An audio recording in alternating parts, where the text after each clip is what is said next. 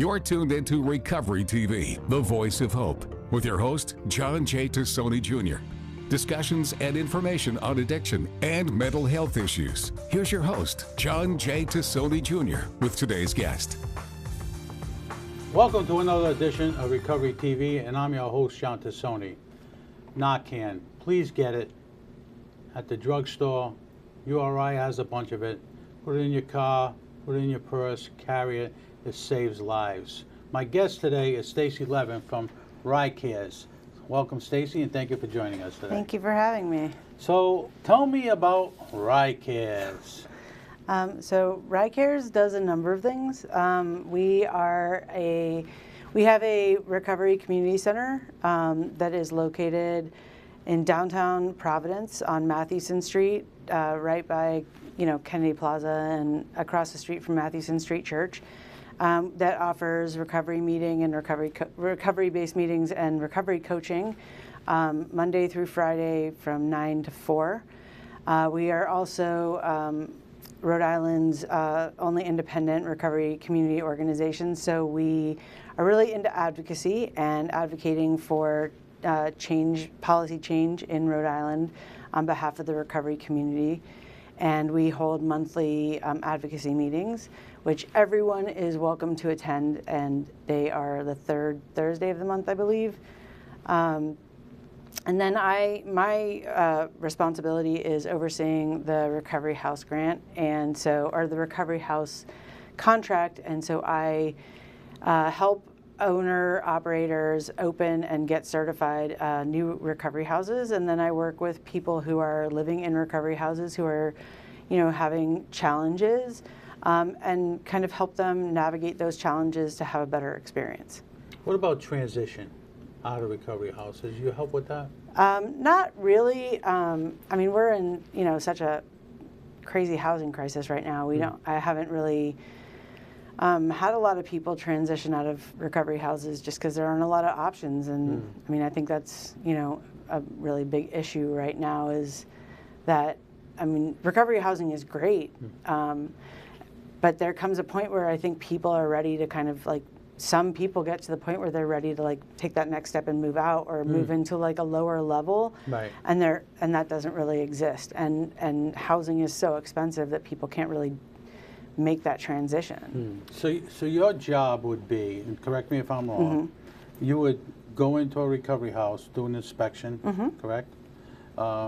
If they pass the inspection, then they can go into a BHDDH, sign up for a grant if they wanted to, and so people can pay to stay in a recovery house. How does that work? Yeah, so from the time that a person calls and says, I'm interested in opening a recovery house, I work with them to get together all the documentation that they need, and then we schedule an inspection. I go and inspect the house, or the inspector will go and inspect the house, and then we make sure that it meets the qualifications. Once it's certified, then it can accept referrals from any state-funded partner, so treatment center, IOP, an OTP, whatever. So, and then if the house owner operator is interested in becoming a grant-funded recovery house, then they would apply during the RFP open season, whenever that is, to become a grant-funded recovery house. Right. But people can self-pay to live in recovery houses even if they do accept the grant. So you don't actually deal with the clients, you deal with the owner-operator of the recovery house to get them situated, correct? Right. Well, I deal with the people I deal with residents when there's an issue. Either when there's an issue or when we have a lot of programming that residents of recovery houses come to RICARES to participate in.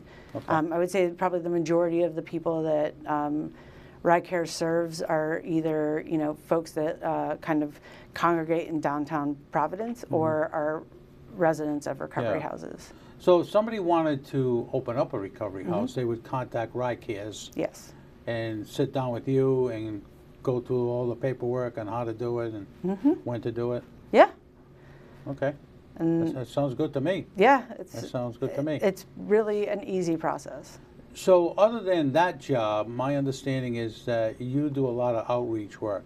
Yes. Can you tell my viewers about that?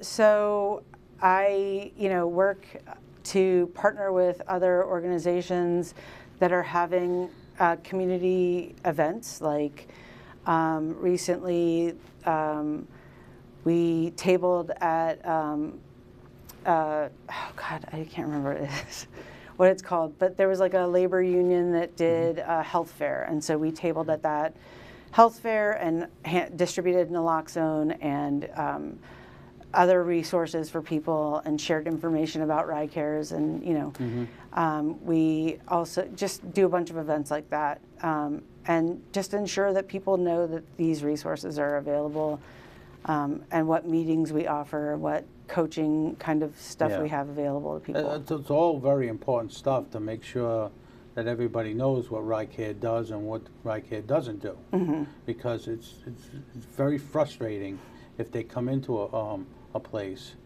and they don't really know what you do, and then you say, well, we don't do that, you may have to go down the street to X, Y, and Z company. And that's frustrating to people, because when people look to get help, to help with their addiction or mental health issues, they think they're going to the right place, but sometimes they're not going to the right place. And that's frustrating. So frustrating. Yeah. I mean, because when you want help and somebody tells you, like, I can't help you, and then maybe doesn't know how to link you to the person that can help them, it's like hitting your, and especially like right now when everything is so complicated and there are so many no's that people get every single day, it can be really, like, one more no can be like, I'm done, So, RICARES really focuses on substance use disorder recovery more than mental health.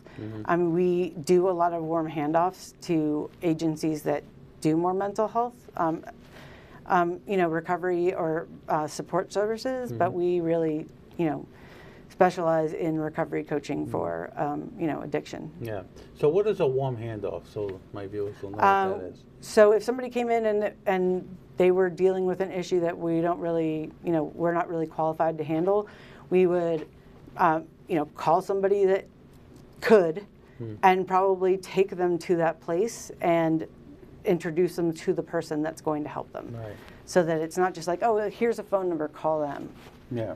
Now, do you get a lot of clients, I would assume yes, the answer, but I'm going to ask anyway, that come to your office in Providence, where we have a lot of folks that are in Kennedy Plaza who need help? Do you get a lot of folks from Kennedy Plaza come up and have conversations with you, or do you have people that go to Kennedy Plaza to try to help the people that are suffering? Yeah, both, actually. I think that one of the unique things about RICARE's location is that it is across the street from Mathewson Street Church, which has such amazing outreach, and they do so much really amazing work for the unsheltered homeless population of Providence. And, so there is some overflow in that. And we do go to Kennedy Plaza, every once in a while. We're trying to get there more often than we have been able to recently, to do some outreach and let people know that our center is right down the street. They're welcome to come in and just grab coffee or have a conversation with somebody, and so yeah. Yeah, we have to take a break, but I want to talk more about that when we come back. Okay. You're watching Recovery TV, and I'm your host, John Tassoni. We'll be right back after these messages. And now, back to Recovery TV with your host, John J. Tassoni Jr. Recovery TV is made possible by our supporting sponsors and our title sponsor, AdCare. Now, here's John and today's guest.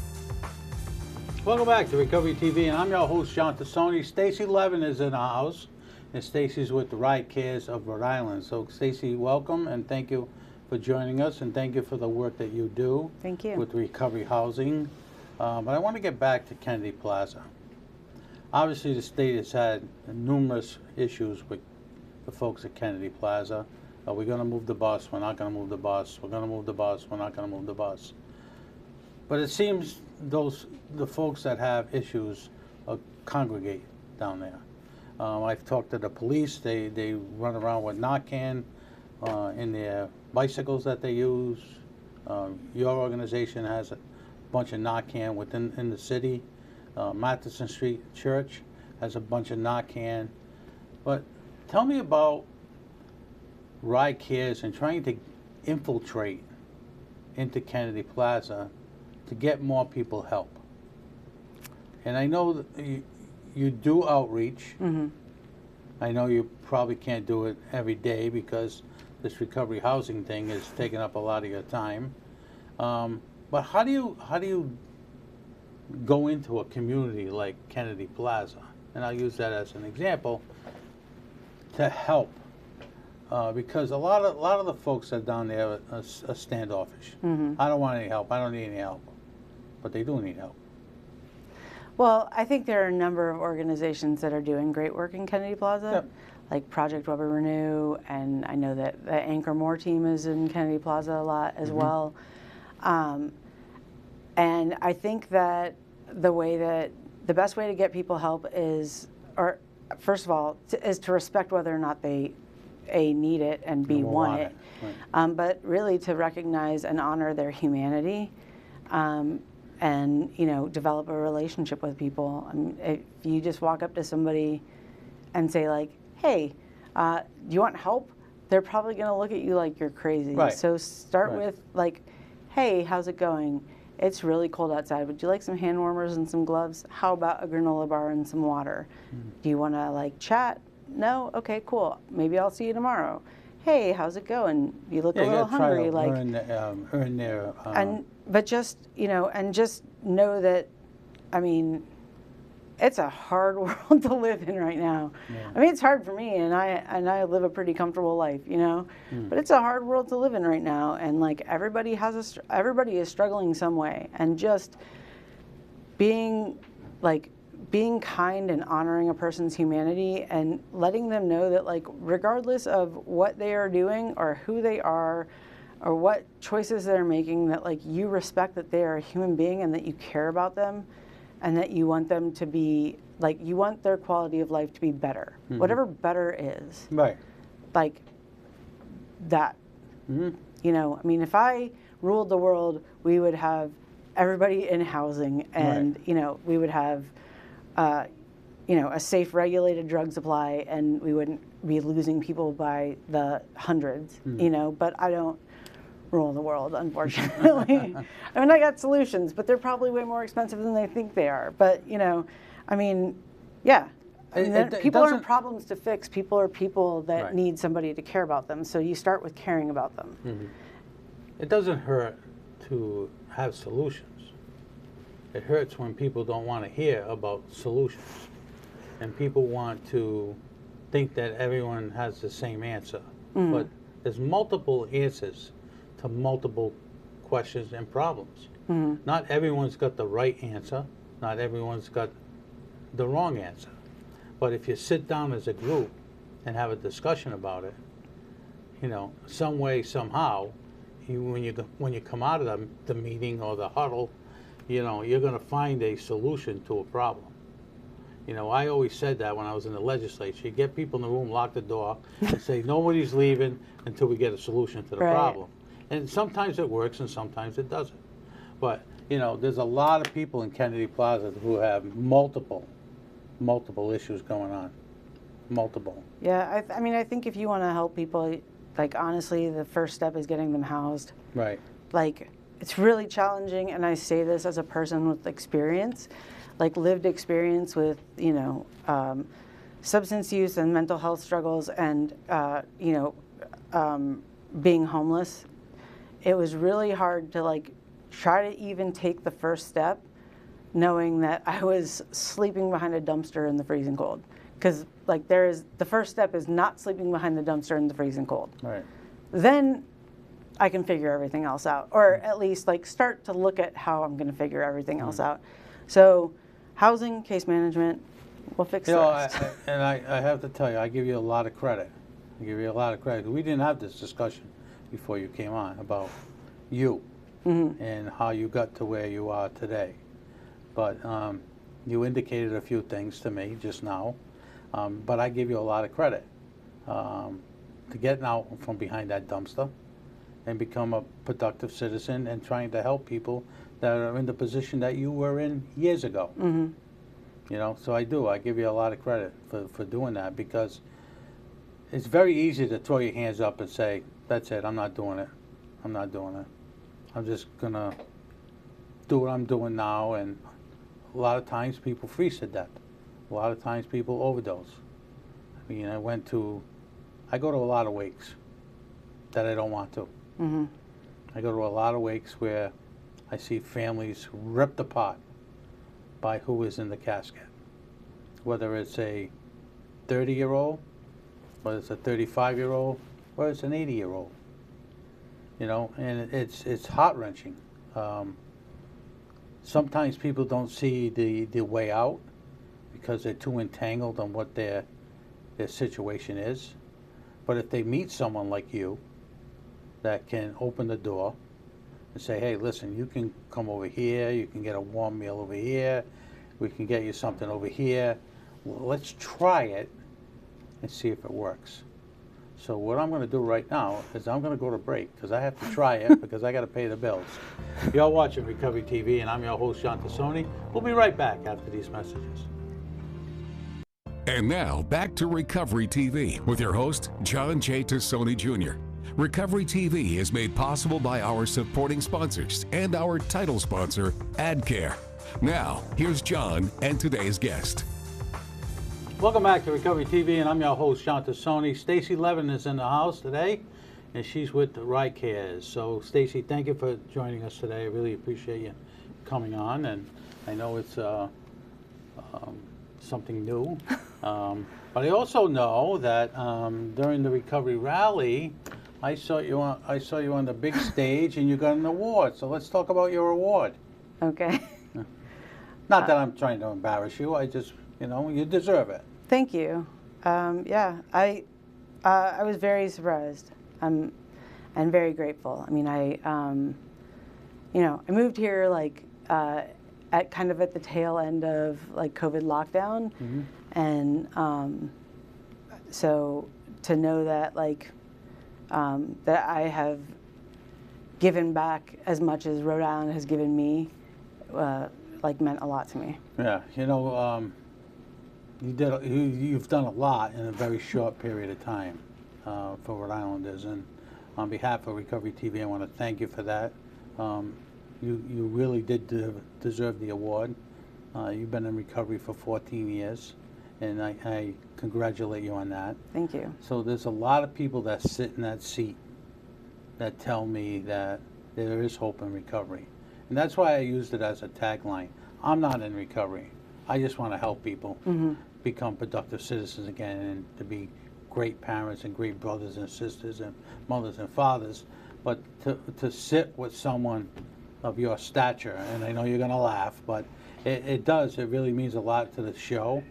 And it's the issue of showing my viewers, even if you're down and out, but you put your head to it and your mind to it, there is hope in recovery, and you can become a Stacy Levin. Yeah, I mean, sure. Yeah. I mean, yeah. I listen, I know I got you on that one, but I want to thank you for coming on. I really appreciate you coming on. I appreciate what you do at RICARES. I appreciate RICARES. They're a member of our organization, so thank you. I wish you all the best. Next show is Dr. Philip Chan of the Department of Health. He'll be on next week's show. I greatly appreciate everyone watching. If you see something, say something. Have a great week.